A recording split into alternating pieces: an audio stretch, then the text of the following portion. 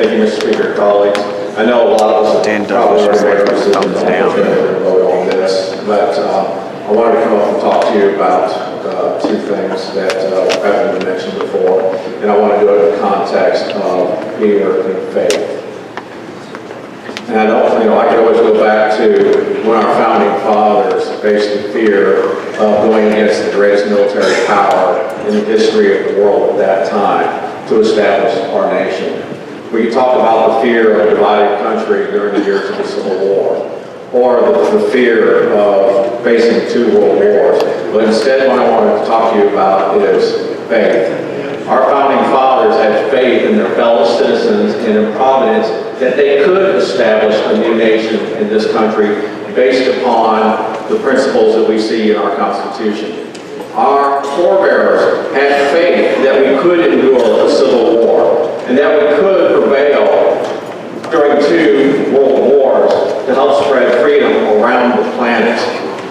And now, let me back, I'm going to add one more just because I'm a space guy. We had faith that we could conquer the unknown and land people on the moon. In America, when we have faith and put our minds to things, we can accomplish greatness.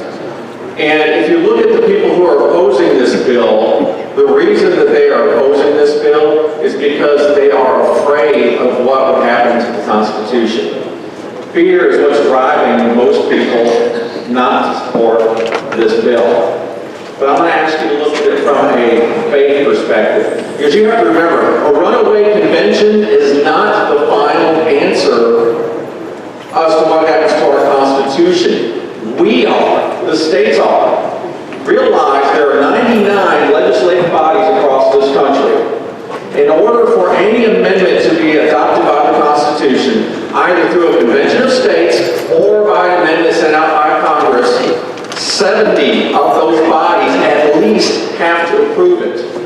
Now, you all understand the debates we have with just 2 legislative bodies here in Arkansas. Imagine what it would take to get 70 bodies like our own to agree on something. Do you honestly believe that if this convention of states runs away, wants to propose a brand new constitution, and say do away with the Second Amendment, do away with the freedom of religion, or whatever great fear you have, do you honestly believe that 70 of our legislative bodies, 70 colleagues, groups of ours, 70 fellow bodies of Americans are going to adopt that?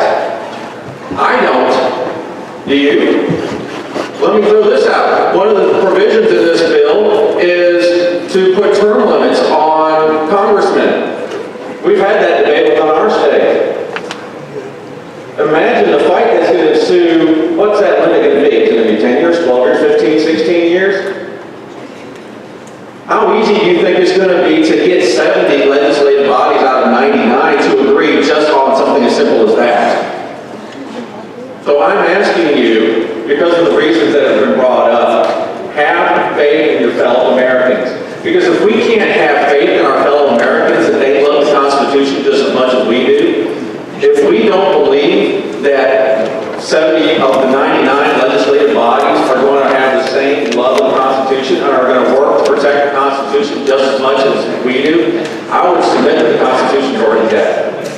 I have faith in our fellow Americans, and I would ask you to join me to share that faith and to vote yes on this resolution. Representative Meeks has spoken for the resolution. Would anyone like to speak against the resolution? Representative Douglas, you're recognized to speak against the resolution.